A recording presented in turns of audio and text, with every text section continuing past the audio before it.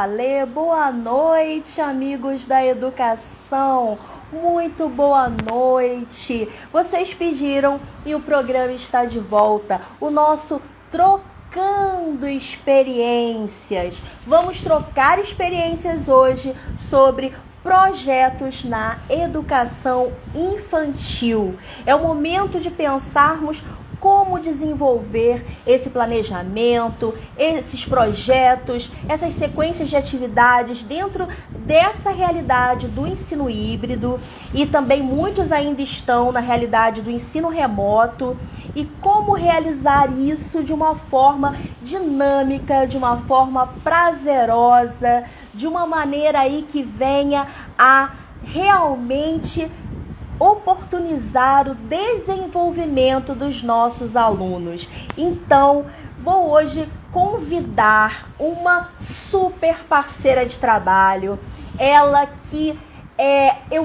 pude acompanhar durante 5 anos do trabalho bem de pertinho, e já conto para vocês um pouco mais sobre essa querida, que é a professora Andréia Miranda, que vem conversar comigo hoje sobre a pedagogia de projetos. Enquanto eu chamo a professora Andréia, eu convidei a Andréia para ser minha parceira neste tema.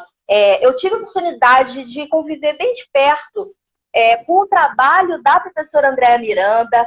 Boa tarde, Andréia, quer dizer, já é boa noite, né? Boa noite, Andréia. Oi, Páty. Boa noite, um prazer estar com você conversando mais uma vez.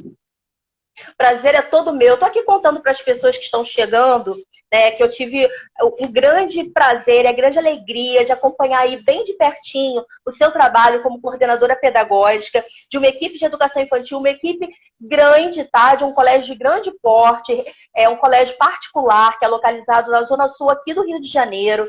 E nesses 5 anos que eu pude acompanhar esse trabalho da Andréia, eu fiquei encantada, fiquei apaixonada e senti aquela afinidade imediata, porque sabe aquele projeto realizado da maneira ideal, do jeitinho que tem que ser? Né? Aqueles projetos que são criativos, aqueles projetos que realmente o aluno está ali no centro do processo ensino-aprendizagem, todos se desenvolvendo. É assim que a equipe de educação infantil, onde a professora Andréia, né, coordena, realiza. Então, eu a chamei, a convidei para, junto comigo, conversar aí com vocês sobre a pedagogia de projetos. Eu quero dar boa noite primeiro, Andréia, a todo mundo que está entrando, a Juliana, a Mel, a Camila, a Cristiane, todos vocês, gente, é um prazer, é uma alegria recebê-los aqui. Esse momento é um bate-papo informal, tá? Nós vamos conversar sobre a pedagogia de projetos na educação infantil de uma forma prática, né? A Andréia tem muita experiência, ela está ali no chão da sala de aula no momento. Enquanto eu hoje já não trabalho mais em uma única instituição, eu trabalho aí com formação de educadores, então em cada hora eu estou num lugar diferente, e eu gosto de ter uma parceira assim, que ainda está no chão da sala de aula todos os dias, ainda está dentro da escola, coordenando uma equipe e fazendo um trabalho dessa qualidade, né, gente? Então é um prazer receber todos vocês. Convidem seus amigos para que a nossa live ela possa aí se multiplicar. Tem um aviãozinho aqui, ó. Manda esse aviãozinho aí para suas amigas que também são professoras de educação infantil, também são coordenadoras. Avisa que está começando agora a nossa live. E depois eu quero também uma energia positiva. Manda coraçãozinho pra gente. Bem, eu apresentei a Andréia pelo meu olhar, né? Pela minha visão, esse encantamento que eu tive, essa afinidade com o trabalho dela. Enquanto vocês estão chegando e convidando os amigos, eu quero que a Andréia se apresente também um pouquinho para vocês. Ela vai falar aí um pouquinho da formação dela, né? O que ela faz, qual é a experiência dela. Então, Andréia, passando a bola para você, querida. Vamos lá. Conta um pouquinho da sua experiência para a gente. Quem é você? Quem é a Andréia Miranda? Bom, eu sou a Andréia, mãe de 2 filhos, né, que eu costumo dizer que são lindos e levados, mas que acabam sendo a grande escola que a gente tem, né, Paty, dentro de casa, porque a gente percebe toda a estrutura, né, desenvolvimento Hoje eles já são adolescentes, né? Mas assim, tive esse contato aí de perto. E já estou há 30 anos, né, no magistério. Comecei minha jornada como coordenadora aos 26 anos de idade. E eu sempre falo que o que eu sou é o que eu construo, né, junto com a equipe. Eu aprendo muito com elas, porque assim, é um olhar diferente. E eu costumo muito dizer que a gente não consegue fazer nada sozinho. E a gente vai em busca de novos desafios, sim, mas sempre acreditando no que pode dar certo. E eu estou vendo um monte de gente querida, né? Pessoas que iniciaram a jornada comigo, a Kátia, lá atrás, a minha parceira de hoje, vários professores. É assim, esse conhecimento todo, né, é um pouquinho do que elas são para mim também, né? Então, eu sou bióloga, minha primeira formação é biologia. Aí eu costumo brincar dizendo que eu sou metida Piaget, né? Piaget também foi biólogo, apaixonada pelo desenvolvimento humano. Tenho um viés muito grande pela psicologia. Eu acho que um dia eu ainda vou fazer, né, um curso aí, a graduação. E hoje eu estou nesse chão aí de um colégio confessional no Rio, com uma equipe assim muito boa, né? Não só de sala de aula, mas de gestão também. Então eu acho que isso faz assim muita diferença, né, no nosso fazer. Você tem autonomia, né, para lidar com as coisas e até dizer, né, errei por aqui, vamos ver o que a gente vai conseguir para acertar. E assim a gente vai levando esse momento louco, né, que a gente está vivendo aí, ainda mais em educação infantil. Pois é, menina, a gente está num momento aí complicado, né? Os professores estão se vendo diante de um grande desafio, que é trabalhar dessa maneira remota ou com ensino híbrido. Na educação infantil que a gente preza tanto, né, pela socialização, que eles precisam tanto explorar todos os sentidos, que eles sentem tanta necessidade desse contato, né, desse estar perto. E as professoras estão dando show, eu acho que se reinventando, mas ainda com dúvidas, né? E você, que eu sei que trabalhou remotamente o ano passado quase todo, né? E esse ano, desde janeiro, vem trabalhando nessa proposta de ensino híbrido, e que estuda muito, pesquisa muito, e tem essa experiência já com uma equipe muito boa. O que você pode dizer para ajudar as professoras aí, os professores em geral, que estão sentindo essa dificuldade de trabalhar dessa maneira? Qual seria a sua mensagem, a sua orientação para dar uma força e, de repente, aquele insight para os profissionais de educação infantil? Primeiro, eu costumo muito dizer, né, que o profissional de educação infantil deveria ser o grupo mais bem valorizado, né? Porque é a primeira infância, onde todas as conexões, né, se constituem, e a gente viveu o grande desafio, principalmente de muitas escolas terem sido fechadas pelos pais, né, não terem situação de acessar remotamente, e os professores ali, né, dando tudo de si a todo tempo. E a gente teve a expectativa de começar um 2021 melhor, e a gente volta praticamente como terminamos, né, o ano passado. E o fato, né, Paty, é que nós não fomos preparados, né, para esse mundo digital, muito menos aí. Porque a educação infantil é o que você falou, né? É a série do toque, a série do afeto, e como isso vem sendo assim difícil atingir os alunos. Hoje, no Rio, eu vejo um panorama, né, que os pais estão numa necessidade assim muito grande de colocar os filhos dentro da escola, e a gente tem que associar isso, acolher, né, não só esse aluno, mas essa família, e dar conta de todos os protocolos. Então, eu acredito assim que mais do que nunca a paixão, né, por ensinar, ela tem que vir na frente, porque continua sendo difícil, né? E algo que eu penso que todos os educadores devem ter em mente, que o ano passado a gente começou com um ensino remoto emergencial e a gente foi dando conta da melhor forma, de acordo com a formação que a gente teve que aprender com o carro andando, né? A gente trocou o pneu e o carro continuava andando. E todo mundo assim muito empenhado. E hoje a gente fala de um ensino híbrido, mas que na realidade é muito mais complexo e diferente do que a gente viveu o ano passado. A gente está tendo a chance assim, de voltar, né, com um planejamento melhor, porque a gente sabe o que deu certo e o que deu errado, né, em 2020, mas a expectativa ainda é, né, muito grande. Porque o ensino híbrido, ele não é só uma mescla do presencial e do que as crianças estão vivendo remotamente. Ele vai muito além disso, né?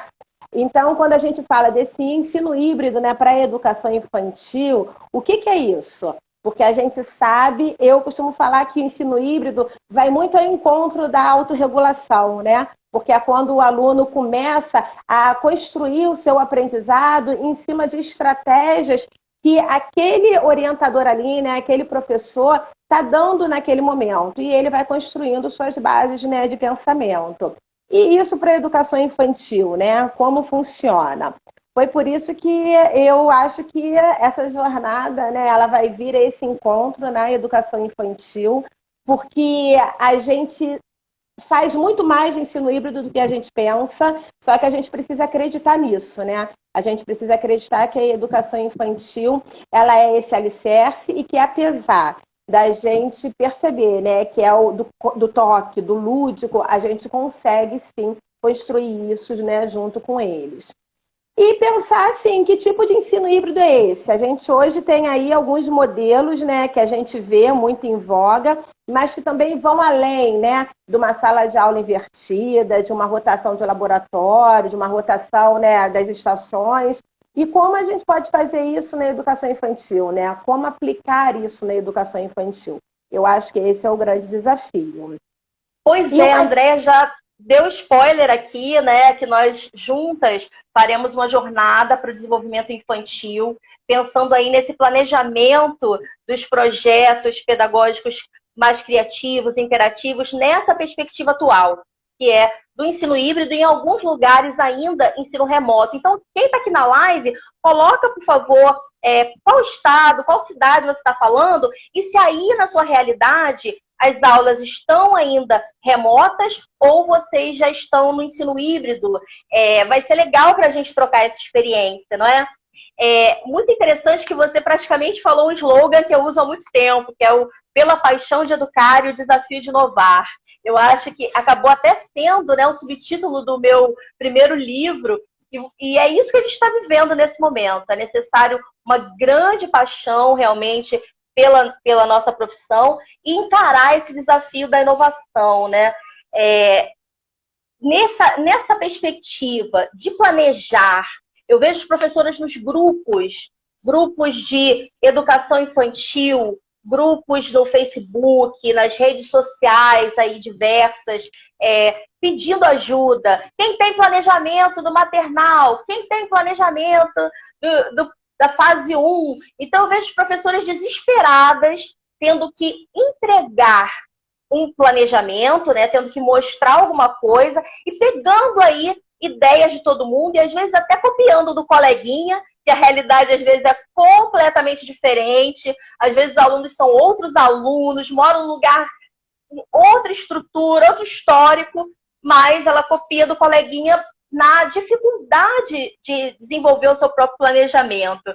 E aí eu te digo, como dar conta, Andréia, você que é uma coordenadora, que tem uma equipe assim, realmente nota 10, como que as professoras que de repente não têm toda essa base, toda essa estrutura, né, como no colégio que você trabalha, que às vezes não se sentem tão seguras para desenvolver um planejamento e que precisam entregar seus planos, suas ideias de projetos, suas sequências de atividades, como elas dão conta desse recado nesse momento? O que você diria para as nossas amigas e nossos amigos também que estão aqui agora ou que vão nos ouvir e nos assistir depois? Assim, Pátia, a educação infantil, né, é um segmento assim, muito complexo, né? Eu já passei eu tenho esse privilégio, né? Eu já passei por todos os segmentos da educação, já dei aula de biologia, né, no ensino médio, na EJA, e eu digo que eu sou muito grata porque eu pude escolher, né, em ficar, né, na série que eu realmente, no segmento que eu realmente amo, que é a educação infantil. E algo que eu percebo é que o profissional de educação infantil, ele precisa acreditar nele mesmo, sabe? Ele precisa, assim, se valorizar, ele precisa ir em busca desse conhecimento e sair um pouco dessa hegemonia, né, da sala de aula, que o planejamento é meu, o planejamento é da minha turma, porque esse é um momento de muita colaboração, né? O planejamento, ele tem que ser participativo. E as coordenações, elas têm que entender que o principal foco é o aluno. Se o aluno é o principal foco, a gente tem que ver como vai organizar essas atividades para atingi-los. Se a escola está se propondo a um momento síncrono e assíncrono, a gente vai enfrentar vários desafios com os responsáveis, inclusive deles acharem que, já que está uma parte presencial, eles não têm, né, que fazer em casa. E essa parceria, ela é essencial. E a gente só vai mostrar para os pais que isso é essencial se a gente realmente acreditar, né? Então, é o professor acreditar, sim, nessa colaboração, né, de planejamento entre as parceiras, perceber, né, que eu posso utilizar, sim, o que o outro está fazendo de melhor, né? Eu acho que isso também é o grande estopim, né, da situação. Eu percebo, poxa, se ele está fazendo bom, né, vou pegar isso, mas não no sentido de só replicar. Vamos avaliar o que isso realmente funciona para a minha realidade, o que isso funciona para o meu aluno, para essa faixa etária, né, para esse parâmetro de faixa etária. E realmente procurar, sim, ver o aluno na sua singularidade, percebendo que cada um tem o seu tempo e sabendo que a gente vai ter que dar conta de um ano bianual, né? Que ano bianual é esse? É a gente perceber o que ficou falho em 2020. Quando eu falo falho, não é para preterir, né, ninguém, porque a educação, né, mundial, né, sofreu com isso, mas é sim aceitar de que a gente não deu conta de muita coisa. E o que a gente vai fazer agora, né? É pegar esses conceitos fundantes da faixa etária, é trabalhar em cima deles e a coordenação ser partícipe desse processo. Não é ficar, né, só exigindo os planejamentos, porque aí é fácil, né? É o professor que está ali na frente da gestão da sala de aula, mas ele precisa de um apoio. Eu costumo dizer assim, Fundamental. Acertamos juntos e erramos juntos também, né? A vitória é nossa, como a derrota é nossa, e eu acho que é isso que engrandece o planejamento. E o foco é o quê? Hoje a gente tem um planejamento para realizar. É um momento híbrido, então o que é esse híbrido para a educação infantil? Eu tenho que realizar atividades síncronas e assíncronas, então o que eu vou fazer de efetivo que tenha significado, né, tenha contexto para a criança e sua família realizar em casa.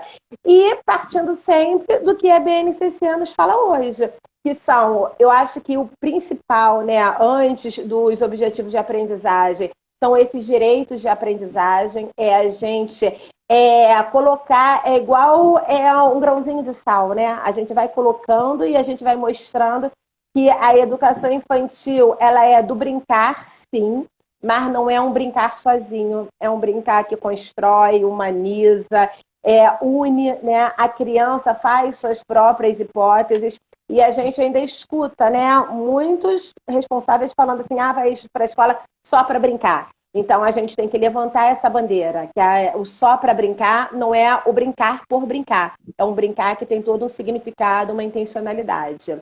Então, que muitas vezes, né, Andréia?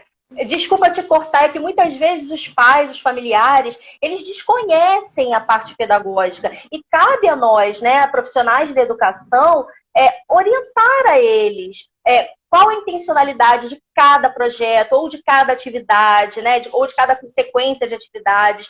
E essa forma clara e essa união escola-família talvez seja um ponto positivo, não sei o que você acha, mas eu encaro como um ponto positivo nesse momento que estamos vivendo, das aulas remotas, do ensino híbrido. Eu tenho visto aí muita gente que antes, né, só criticava a escola, só criticava os professores, engrandecendo, falando como é que os professores aguentam, eu com um só em casa não estou dando conta, meus parabéns aos professores, tudo que eu disse antes eu deixo para lá. Então talvez essa valorização que tanto nos falta esteja começando a chegar aos pouquinhos com esse momento do ensino híbrido. Mas antes de a gente continuar o nosso bate-papo, olha, tem gente aqui de Santa Catarina, de Maceió, tem gente aqui de Belo Horizonte, várias pessoas do Rio de Janeiro. Quem ainda não colocou sua cidade, seu estado, e se está em aula remota, ensino híbrido, escreve aqui pra gente, tá bom? Para poder ajudar a gente aqui a nortear essa conversa a fim de ser útil mesmo. Como alguém falou assim, veja que essa live vai me ajudar. Essa é a nossa proposta. A gente está aqui hoje para isso. E para contar para vocês também que nesse intuito de ajudar, nós vamos ter uma jornada para o desenvolvimento infantil, eu e a Andréia, onde todos esses temas serão trabalhados com mais detalhes, né, de forma mais profunda, e sempre ligando a teoria à prática, né, com muitas sugestões de atividades práticas, a Andréia trazendo muito da experiência dela, eu trazendo muito da minha experiência, também quase 30 anos de magistério, e a nossa paixão é a educação infantil. Tudo é preciso ser contextualizado, o desafio é grande. Olha o desafio. Ensino híbrido, BNCC, o desafio de encarar, né, as competências socioemocionais nesse momento pandêmico, que as crianças estão fragilizadas, estão sensíveis, nós profissionais também estamos, as famílias também. Então, é um momento de grande desafio, sim, mas é um momento que nós temos a crescer, e é por isso que nós estamos aqui juntos. Se alguém tiver alguma pergunta, pode deixar aí sua pergunta também, tá certo? Que hoje essa live é aberta, é gratuita, mas quem se interessar na jornada também está fazendo pelo preço social, né, Andréia? E o nosso intuito nessa jornada é também compartilhar, trocar experiências e ajudar. O nosso intuito é só esse, né? E todos esses desafios, como a Andréia falou, né, é preciso, sim, pegar o melhor dos colegas. Essa minha união com a Andréia só está me fazendo crescer. Eu mando alguma coisa para ela, ela fala assim, olha, eu acho que tem que mexer nisso, tem que mexer naquilo. Pela minha experiência, isso aqui pode mudar. E dentro das escolas é a mesma coisa, né? Tem uma professora, de repente, que ela tem uma habilidade melhor com música, que ela canta. Tem outra que já é melhor para realizar algum tipo de dinâmica. Tem outra que é melhor para contar uma história. Tem outra que é mais observadora e observa muito bem o desenvolvimento de cada um. E se todos se unirem nesse momento, eu acho que, sem nenhuma dúvida, nós vamos avançar. Mesmo nesse estado, né, de pandemia, nós vamos avançar na educação. E a coordenação é isso, né, Andréia? É parceria, é estar junto, é na alegria e na tristeza. A coordenação não é só para ficar cobrando os planejamentos ou criticando as aulas, ao contrário, né? Aí você falou aqui, né, como as professoras podem dar conta. Você falou sobre a importância dessa união e da coordenação. E o que você falaria de mensagem direta para quem é coordenador? Direto para quem está lá na gestão, ou é coordenador, ou é diretor. O que você deixaria aí de recado para esse povo, que se não estiver aqui agora, com certeza vai ouvir a gente depois? É uma ação colaborativa, né, Paty? Eu, assim, já falei, né, eu tenho o privilégio de ter trabalhado em duas instituições, né, grandes, que me forneceram muito isso. Eu acho que é por isso que a gente acaba crescendo muito, né, profissionalmente. Porque a gente sabe que o ensino híbrido, né, é inovação, mas a inovação, né, ela não acontece sozinha. A inovação acontece nessa parceria. E inovar na educação infantil, nesse momento, né, tão atípico, está sendo um grande desafio para todo mundo. E o professor está ali, nesse front, e não desiste. Vai, né, em uma pesquisa de novos aplicativos, novos projetos. A gente precisa se inspirar, sim, né, nos outros. A gente precisa perceber os contextos que deram certo, mesmo, né, sabendo que outros lugares do mundo eles já têm uma experiência maior desse ensino híbrido, mas o que a gente pode fazer aqui dentro da nossa realidade? Então, eu penso que essa ação colaborativa ela tem que acontecer em todos os sentidos. E o professor de educação infantil, ele tem um carisma muito grande, né? A gente sabe onde precisa atingir os pais, associar esse cuidar, esse educar, porque a gente está ali no chão da escola, tá com essa primeira infância. Eu vi aqui uma professora falando, eu sou do maternal, né? Eu sou nova na área. Gente, maternal, quantos desafios, uma idade que é totalmente sensorial, como a gente fazer, né, esse ensino híbrido chegar, né, para essas crianças. Mas o que eu tenho percebido, né, na realidade do Rio, pelo que eu leio, né, de outros estados, essa procura do presencial para a educação infantil está muito grande. Então, a gente tem que dar conta desses protocolos, sim, mas a gente também tem que colocar meio que todo mundo no colo, né? É o que a gente diz, né? Vamos deixar o proto um pouquinho e dar colo. Colo no sentido de que a escola fez falta, a escola é essencial para essa faixa etária, porque os maiores ainda dão conta, têm essa autonomia em relação à tecnologia, os menores não. Outro ponto que eu falo muito é esse conceito de autonomia na educação infantil, porque a autonomia ela vem permeada de uma moral, né? Do que é certo, do que é errado, e que na educação infantil a gente está construindo essa base da personalidade. Então é algo que a gente também tem que, assim, que refletir muito nesse contexto, né, da educação infantil. E com isso, né, a gente luta do dia a dia mesmo para a gente tentar fazer esse planejamento muito lúdico, muito criativo, mas sempre respeitando, né, o que a lei aí está nos falando. Que é esse momento assíncrono e síncrono, sim, né, independente da carga horária que a escola esteja atuando. A gente perceber que todo planejamento tem que ter como primeiro ponto os direitos de aprendizagem, o brincar, o conviver, né, o participar.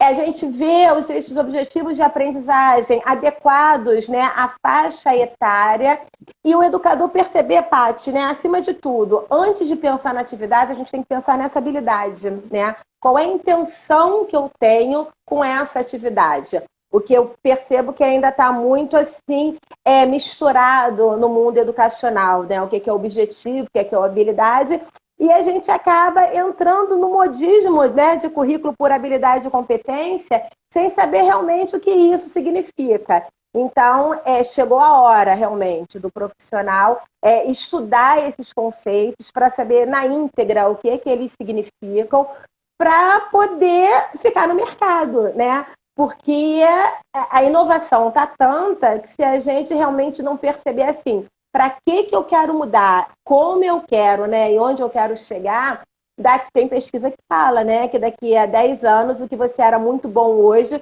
você vai passar a não ser daqui a 10 anos. Então, é a gente realmente buscando essas alternativas. E a gente pode começar a despertar isso na educação infantil, através de um planejamento. Daí a importância também da pedagogia de projeto, né? Que a gente defende.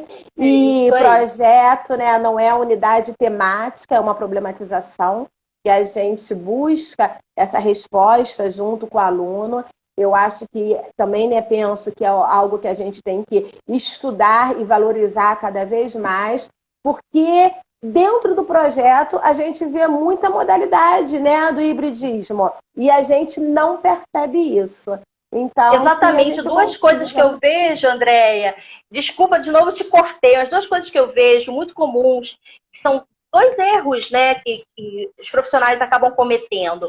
Um deles é pensar que o ensino híbrido é apenas transmitir algo pela internet para os alunos, ou seja, um vídeo, alguma coisa assim. E não é só isso, não é só o online. O ensino híbrido ele acontece online e offline, mas você pode mandar várias atividades, né, com intencionalidades pedagógicas para o desenvolvimento de cada faixa etária que não tenha nada a ver com aquele vídeo que você vai mandar. E ser ensino híbrido e desenvolver tanto quanto, né?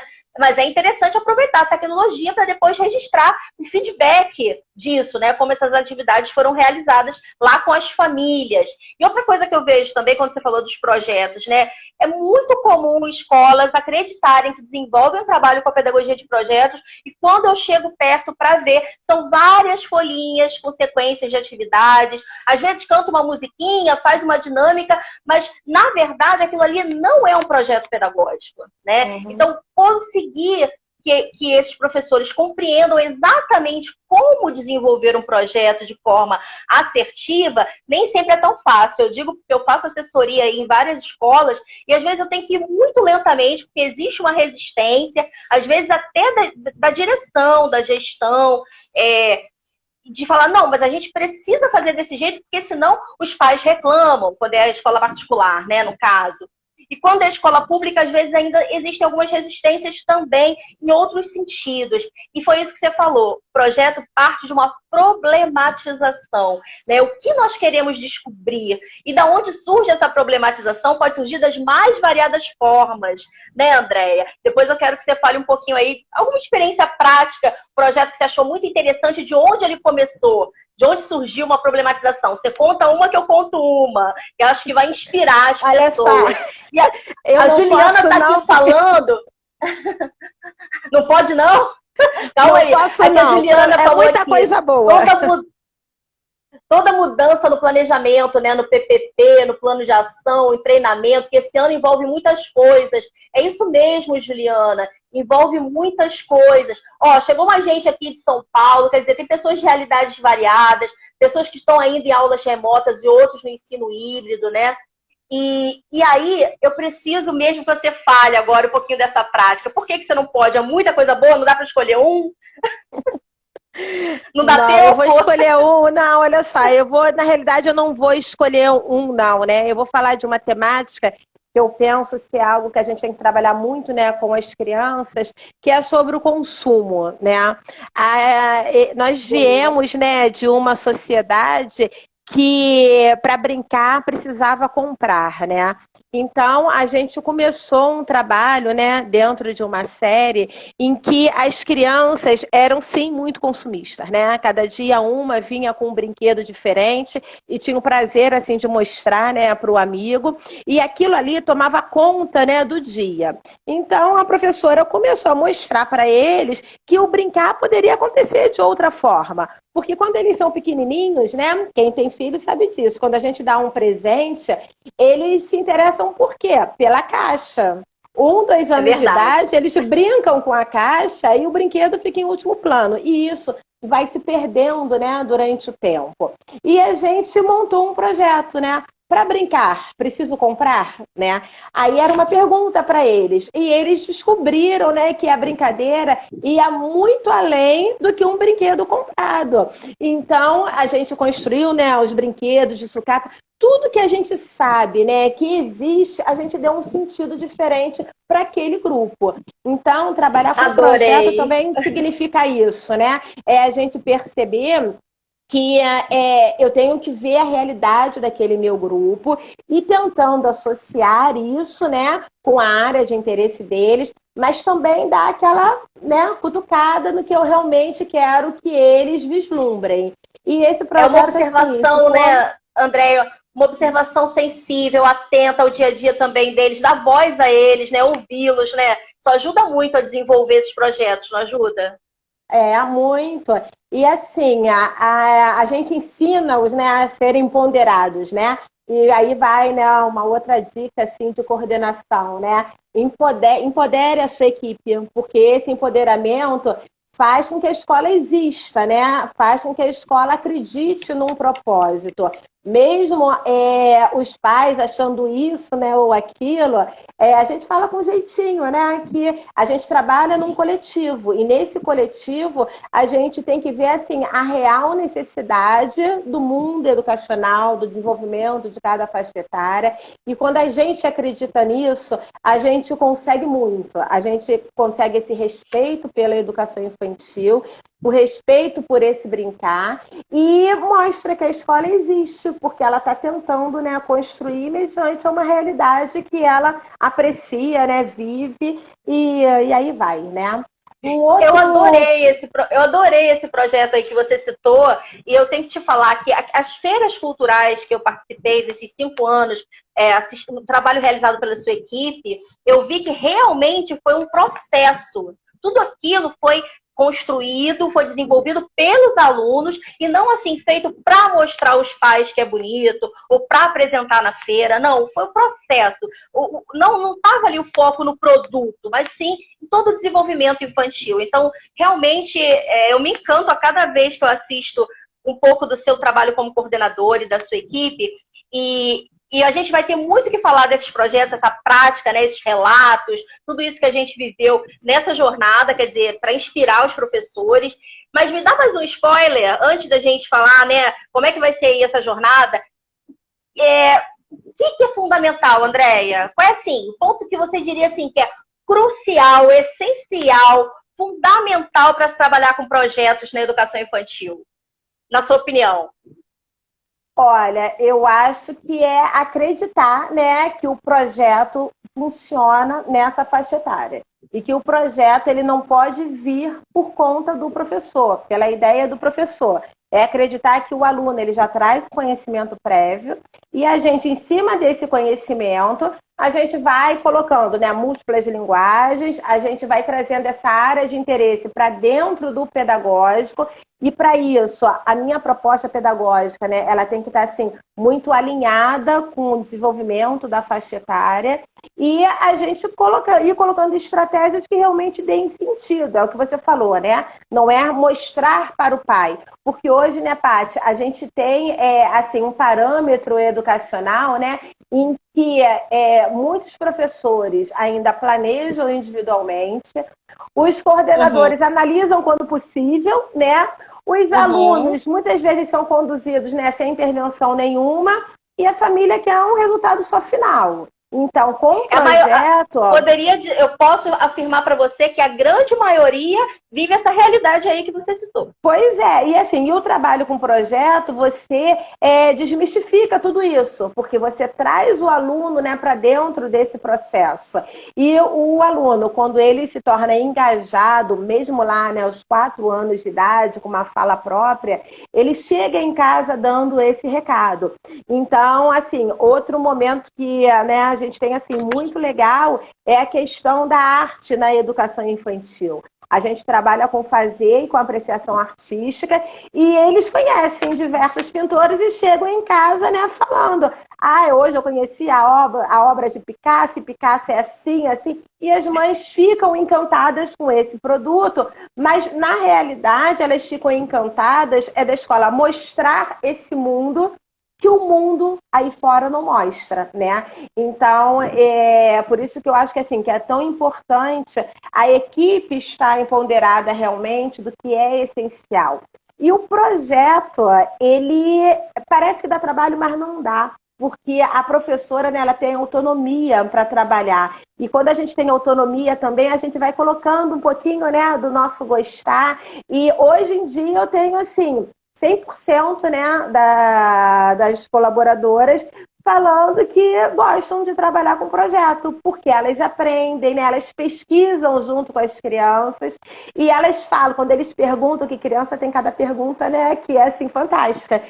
Elas falam, eu não sei, vamos pesquisar juntos? Então, esse eu não sei já é normal, sabe, no ambiente ali da sala de aula. E a criança vai percebendo que ela é protagonista dessa história, né? Então, o professor não é mais o detentor do saber. O saber está em toda parte hoje em dia, né? Vivemos a era da informação. Ai, gente, a gente tem tanta coisa para falar e o nosso tempo é tão curto aqui no Instagram. Mas tem mais uma pergunta, André, que é muito importante. Você precisa responder. O que você percebeu que funcionou melhor no ensino híbrido e remoto? Na sua experiência, o que funcionou melhor aí? Vai me colocar em saia justa, hein?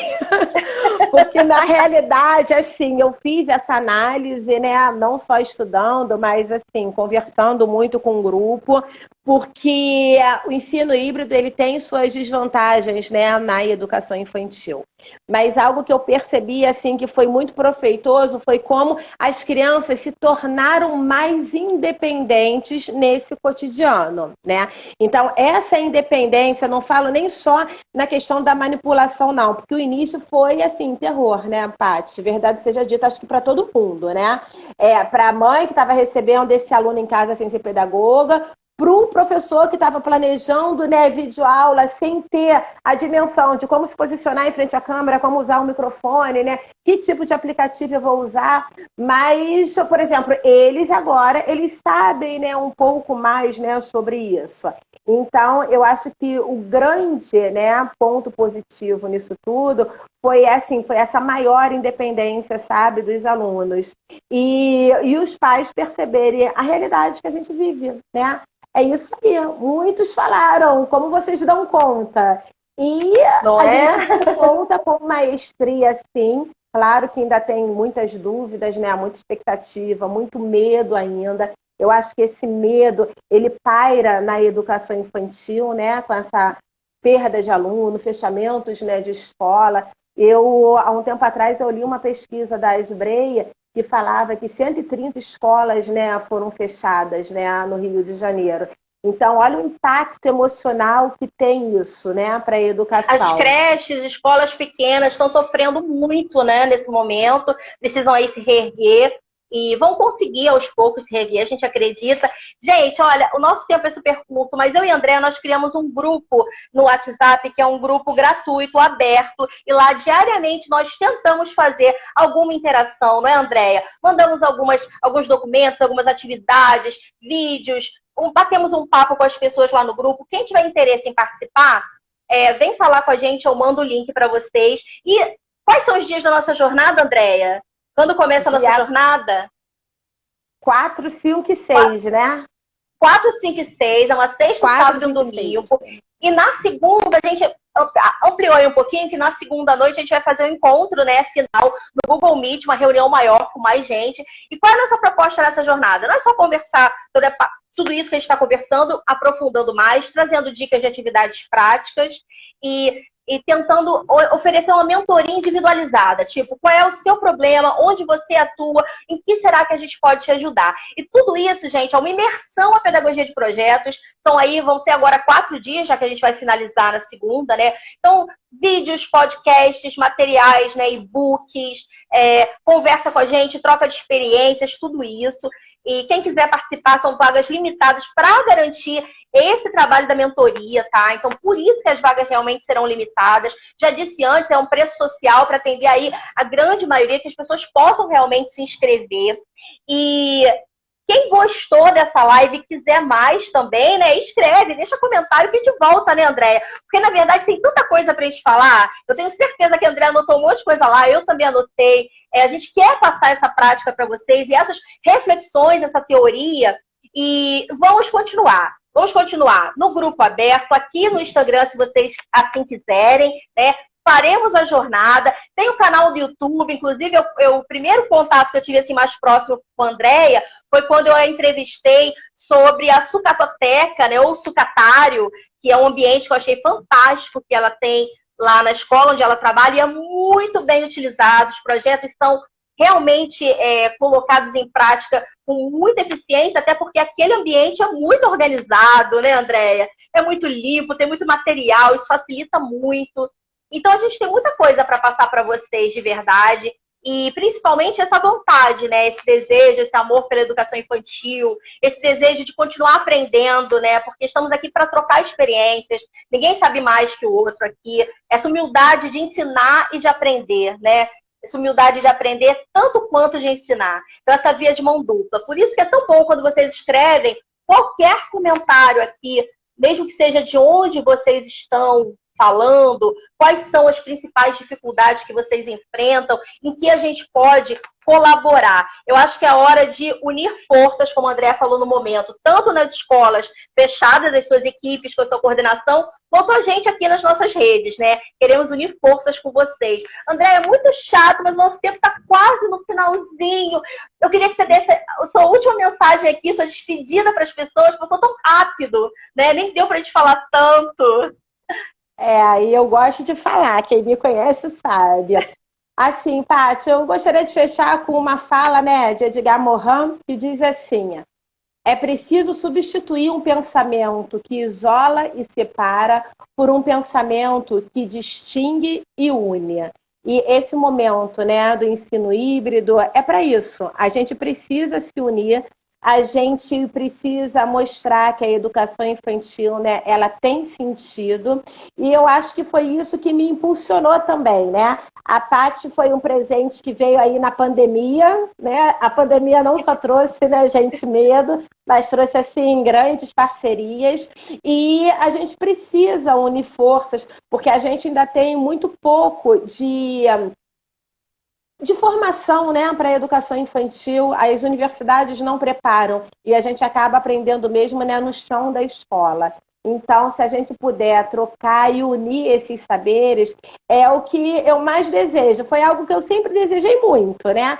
E agora a gente está conseguindo fazer esse momento, começando aos poucos, né, mas com uma grande vontade aí de mostrar como a gente pode fazer um ensino híbrido de qualidade, né, para a educação infantil.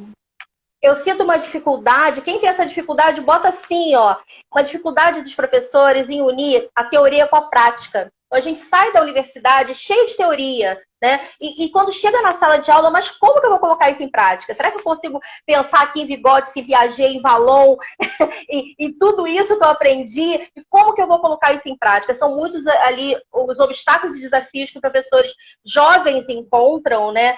E muita pressão mesmo, né? De famílias que desconhecem a parte pedagógica, de escolas também que não estão tão comprometidas com essa área, principalmente as escolas aí particulares. Então, é nesse momento que a gente tem que unir forças e colaborar com vocês. É possível fazer a diferença através de projetos pedagógicos criativos, originais, interativos, projetos pedagógicos que realmente têm um diferencial. Você vai poder até se inspirar com esse monte de dica e de sugestão que a gente vê nas redes sociais, mas você vai se inspirar colocando ali a particularidade do seu grupo, né? As necessidades do seu grupo, quais são realmente os interesses daquele grupo que você atende, e não sair copiando por copiar ou fazendo uma atividade solta, né? Tem aí um contexto. Então, é tudo isso que a gente vai conversar com vocês na jornada. Eu convido vocês a participarem com a gente, né? Vai ser assim, nosso primeiro encontro juntas, eu e a Andréia, mas a gente está planejando tudo com muito carinho. Né? Estaremos juntas. Quem não quiser a jornada, mas quiser só entrar no grupo do WhatsApp, que é gratuito, vem também. Quem sabe lá você tem a chance de trocar experiências com a gente, mandar o seu relato, mandar a sua atividade. Lá no site PPD tem um trabalho lindo que a professora Andréia também fez e eu publiquei sobre o álbum dos sentimentos, para quem aí gosta de trabalhar o tema das competências socioemocionais, dá uma olhadinha lá no ppd.net.br, conhece um pouco mais a nossa história, tem muitos relatos de projetos de sucesso lá, muita coisa boa, e no canal do YouTube também, assistam lá a nossa entrevista, e quem gostou e quiser, avisa, comenta qualquer coisa que a gente vai voltar, não vai, Andréia? Posso contar com você? Vamos sim. Pode sim, Vamos voltar? Posso contar? Tá quase realmente encerrando. Uma coisa ruim, assim, da live no Instagram é que ela tem um tempo, gente. Infelizmente, quando chega nesse tempo, eu tenho que cortar, porque senão eu não tenho como salvar esse conteúdo e deixar disponível para vocês. Então, para que o Instagram não corte a gente, eu tenho que correr um pouquinho e me apressar aqui, cortar antes. Mas esse conteúdo ficará salvo se tudo der certo. Vai para o YouTube também. E se vocês gostarem, a gente volta outras vezes, porque tem muita coisa a ser dita. Eu adorei tudo, adorei a frase do Mohan. Andréia, é um prazer enorme estar com você nessa parceria. Beijo pra você também. Tá? Né? Um beijo grande, uma boa noite, um bom descanso. E para todos vocês que participaram, olha, acreditem no potencial de vocês. Isso que a Andréia falou. Valorizem-se, acreditem. Porque quando a gente acredita... Isso, é a palavra da moda, né? Vamos empoderar. E outra, conhecimento é poder. É isso, usar e abusar, conhecimento é poder. Quanto mais conhecimento o professor de educação infantil tiver, e quanto mais ele puder demonstrar isso na sua prática pedagógica, mais ele vai crescer enquanto profissional e mais diferença ele vai fazer no desenvolvimento desses nossos seres humaninhos tão queridos. Tchau, gente! Até a próxima!